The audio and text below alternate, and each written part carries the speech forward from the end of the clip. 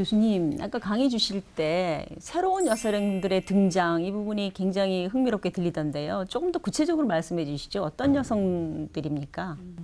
사실 뭐 90년대 이후에 혹은 80년대 중반 이후에 출생한 여성들은 사실 어떤 면에서는 저 한 명이나 두 명 집에 있는 그 아이들의 성장한 사람들이에요. 그래서 성차별을 받지 않았다고 생각을 하고 공부 잘했다고 생각을 하고 자기도 시민이라고 하는 강한 의식을 갖고 있습니다. 그래서 요즘 젊은 여성들이 참지 못하는 것은 자기가 차별되고 있다든가 불평등을 당하고 있다는 걸 굉장히 참지를 못합니다. 그래서 결혼이라고 하는 것도 어떤 면에서는 굉장히 평등한 거라고 생각을 하는데 평등한 결혼이 아니라면 안 하겠다. 혹은 아이를 제대로 키울 수 없다면 아이도 낳지 않겠다. 그러니까 우리가 사회를 위해서 애를 낳아야 되는 건 아니다. 그 아이가 사회의 도구가 돼서는 안 되고 어떤 면에서는 내가 갖고 있는 출산 능력, 내가 선택하는 거고 그리고 아이를 선택해서 낳았으면 그 아이가 행복하게끔 이 사회를 만들어줘야 되는데 그렇지 못하다면 나는 내가 갖고 있는 출산 능력을 사용하지 않겠다. 라고 하는 이제 아이디어를 갖고 있는 어떤 면에서 자의식이 강하고 사실 어떤 면에서 성평등 의식이 굉장히 높고 그리고 이 사회에서 우리가 이상적으로 가르치는 자기의 능력을 발휘해라. 남녀는 평등하다. 이렇게 가르쳤잖아요. 그래서 그 아이들이 나온 거예요. 지금 어떤 면에서는. 그래서 지금 젊은 새로운 여성들은 이 사회에 대해서 굉장히 강한 불만을 갖고 있죠. 그리고 그들은 우리 사회의 어떤 근대 교육을 받은 이제 수혜자들이라는 걸 또 우리가 알아야 되고 가족 계획의 성공으로 이제 한 집에서 한 명 내지 두 명으로 자란 그래서 어떤 면에서 귀하게 자란 이제 그 사람들이죠. 네. 네. 그 불과 얼마 전까지만 해도 이제 결혼을 하면은 당연히 이제 아이를 낳아야 된다라고 그 생각을 하던 시절이 있었거든요. 근데 지금 이렇게 보면은 결혼을 해도 출산의 문제는 뭐 이제 선택의 문제다. 네, 이런 식으로까지 이제 인식이 일부 이제 확산되고 있는 것 같아요. 그래서 이렇게 이 사회적 인식이 변화된 어떤 저변에 뭐 어떤 이유가 있을까요? 많은 대부분의 여성들이 일을 해야 돼요. 사실 또 일을 하지 않으면 자기들의 가족이 사실은 자기 삶을 책임질 수 없는 그런 여성들이 많거든요. 사실 일을 하는 여성들한테 있어가지고 지금 애를 낳는다는 문제는 사실 어느 것을 먼저 해야 되는지 선택을 해야 되는 문제고 그리고 애를 낳는 것을 뭐 그래도 애를 많이 낳습니다. 그러나 애를 돌봐줄 사람, 애를 지원해줄 사람들이 지금 없지 않습니까? 그런 데 대해서 엄청난 고통을 느끼고 있습니다. 그리고 자녀에 대한 또 사회적 기대가 굉장히 달라지고 있기 때문에 아이를 키운다는 게 엄청난 경제적인 부담을 또 갖고 있고요.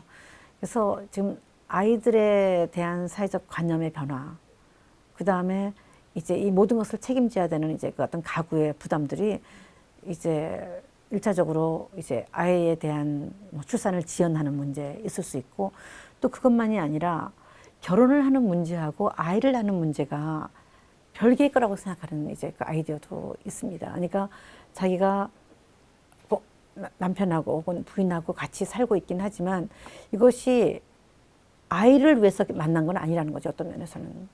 그래서 거기에서도 새로운 자아를 거기서도 만들어내고 새로운 공동생활을 해내는 것도 충분히 결혼 생활에 의미 있는 것이다 라고 생각하는 이제 그런 커플들도 등장을 하고 있고요. 여성들이 시민이며 정말 어떤 면에서는 노동자이며 또 부인이며 또 어떤 여자친구들의 친구이라고 하는 그런 아이디어들이 실현돼야만 되는 거거든요. 근데 이 출산과 관련돼서는 여성들한테 하나의 정체성을 이제 요구하는 부분이 많다는 겁니다.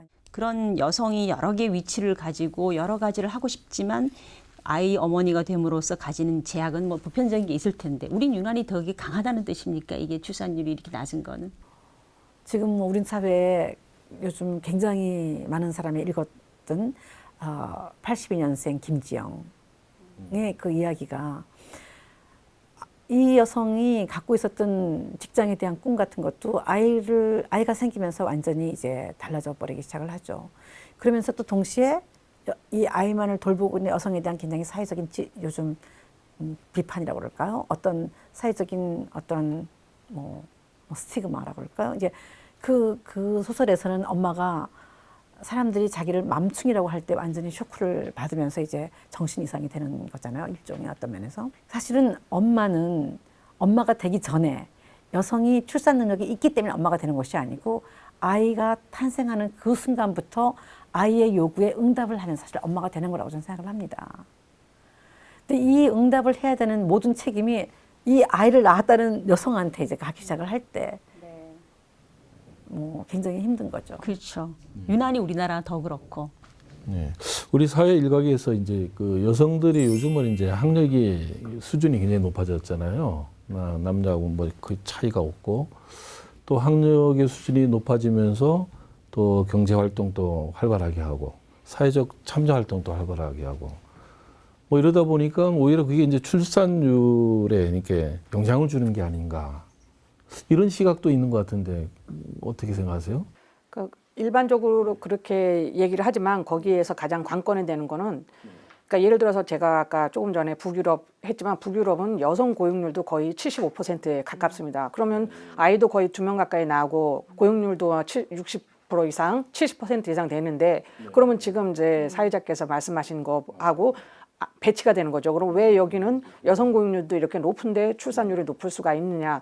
오늘 우리가 얘기하는 거에 가장 핵심적인 그 부분이기도 한데요. 결국은 그러니까 여성이 고학력화되고 사회 참여가 늘어나면서 경제활동은 점차로 늘어나는 분위기로 지금 바뀌고 있는데 사회에서 가장 근간이 되는 그래서 여성이 일도 하면서 가정을 꾸려가지고 아이를 키울 수 있는 그런 환경은 되지 않으니까 그 사이에 엄청난 격차가 있는 겁니다. 그래서 그 격차가 메꿔지지 않으니까 결국은 개인의 책임으로 그게 돌려지니까 많은 여성들이 조금 전에 김 교수님 얘기하신 대로 여성의 희생으로 여성의 책임으로 하다 보니까 결국은 그 격차를 줄이지 못하면서 출산율 기피 현상으로 이제 나타났다라고 저는 그렇게 해석을 하고 있습니다. 네, 김 교수님께서 말씀하시는 새로운 여성들이 기꺼이 아이를 낳을 수 있는 사회라면은 그게 어떤 사회인 것이죠? 그것은 사실은 뭐 가족이라든가 결혼에 앞서서 여성들에게 어떤 재생산 권리, 아이를 낳고 키울 수 있는 권리가 보장되는 건데요. 그러기 위해서는 사실은 아이를 낳고 키울 수 있는 안전한 그리고 보장된 어떤 사회 시스템이 있어야 되는 거겠죠. 그러니까 그런 데서 자기가 그런 재생산 권리 아니면 출산 권리를 획득하는 방식으로 이제 아이를 낳는 것. 이게 아마 그들이 원하는 게 아닌가 생각을 합니다. 아이를 낳고 키울 수 있는 게 권리가 되는 사회. 우리 사회가 아주 풀어야 될 숙제가 많을 것 같습니다.